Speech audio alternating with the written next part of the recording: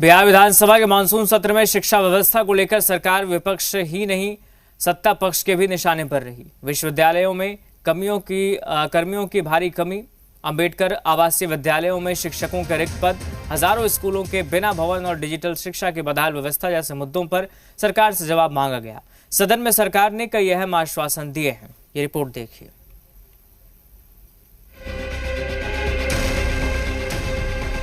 सभा की कार्रवाई प्रारंभ की जाती है। बिहार विधानसभा के मानसून सत्र के दूसरे दिन शिक्षा की बदहाली पर नीतीश कुमार की पार्टी जेडीयू ने सरकार को कटघरे में खड़ा कर दिया। प्रश्नकाल के दौरान शिक्षा व्यवस्था से जुड़े एक के बाद एक कई सवाल दागे गए। जेडीयू विधायक शालिनी मिश्रा ने विश्वविद्यालयों में मात्र 20% कर्मियों के सहारे कामकाज चलने पर सवाल उठाया।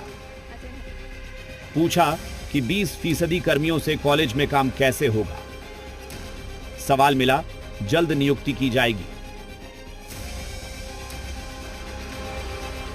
भाषाई 15 भाषाई अकादमियों तथा राज्य के विश्वविद्यालयों के सत्रों का निर्धारण करना, समय पर शैक्षणिक कर्तव्य निभाना ये विभाग का काम है।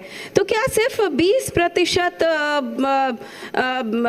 कर्मियों से यह काम हो सकता है? माननीय मंत्री जी क्या कहना चाहेंगे? उनके अनुसार 24, लेकिन हमारे अनुसार 32 अधिकारी और कर्मी इसमें कार्यरत हैं।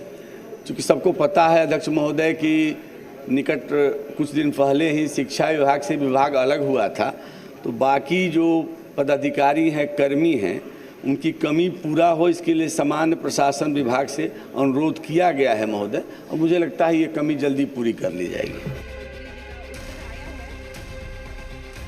कॉलेज में कर्मियों की कमी को लेकर शालिनी मिश्रा ने घेरा तो अंबेडकर आवासीय विद्यालयों में शिक्षकों के खाली पदों पर जेडीयू विधायक श्याम रजक ने सवाल उठाए।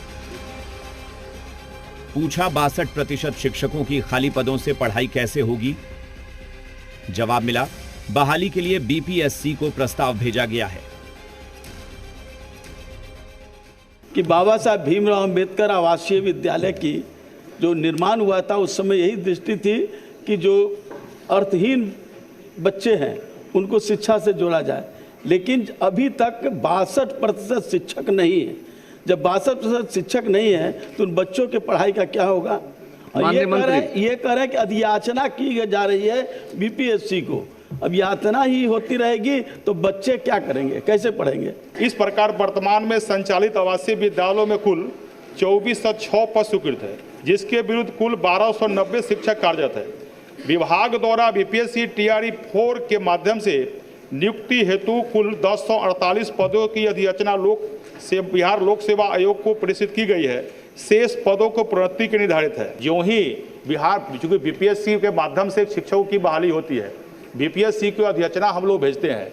जो ही अभी शिक्षा विभाग में हुआ है, मेरे विभाग में बहाली हुआ है, जो ही बीपीएससी अधियाचना स्वीकृत कर बहाली करेगी, बहाली हो जाएगी।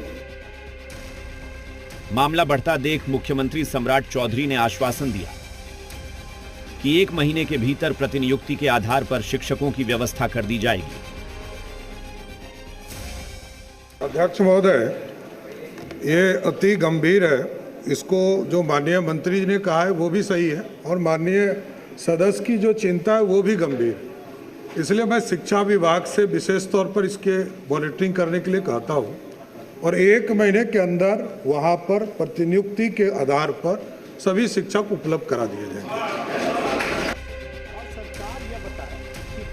इसके बाद भी सवाल खत्म नहीं हुआ। जेडीयू विधायक मंजीत कुमार सिंह ने 33 जिलों के 2294 स्कूलों और 10+2 के करीब 3000 विद्यालयों के अपने भवन नहीं होने का मुद्दा उठाया। शिक्षा मंत्री मिथिलेश तिवारी ने कहा कि कई जगह जमीन उपलब्ध नहीं है, जमीन मिलते ही भवन निर्माण कराया जाएगा। शिक्षकों की संख्या बढ़ रही है, छात्र छात्राओं की संख्या बढ़ रही है। अध्यक्ष महोदय, उसके अनुपात में माननीय मंत्री जी ने स्वीकार किया है कि प्रारंभिक हो, उच्चतर मध्य विद्यालय हो, 10+2 है, उसमें भवनों का निर्माण नहीं है, तो बच्चे हमारे पढ़ेंगे कैसे?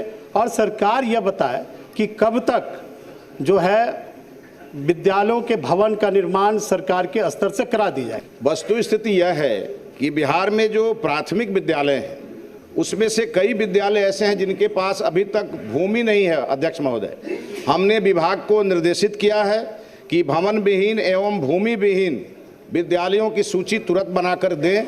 वो मेरे ख्याल से 1 सप्ताह के अंदर वो सूची हमें प्राप्त हो जाएगी और जो भी भूमि विहीन विद्यालय हैं उसके लिए हम भूमि सुधार एवं राजस्व विभाग को आग्रह करेंगे, जैसे ही भूमि मिलेगी प्राथमिक विद्यालयों के निर्माण का कार्य हम प्रारंभ कराएंगे। शिक्षा की बदहाली पर जब जेडीयू तीरों का बौछार कर रही थी तो चिराग पासवान की पार्टी ने भी स्कूलों में सड़ रहे कंप्यूटरों का मुद्दा उठाया।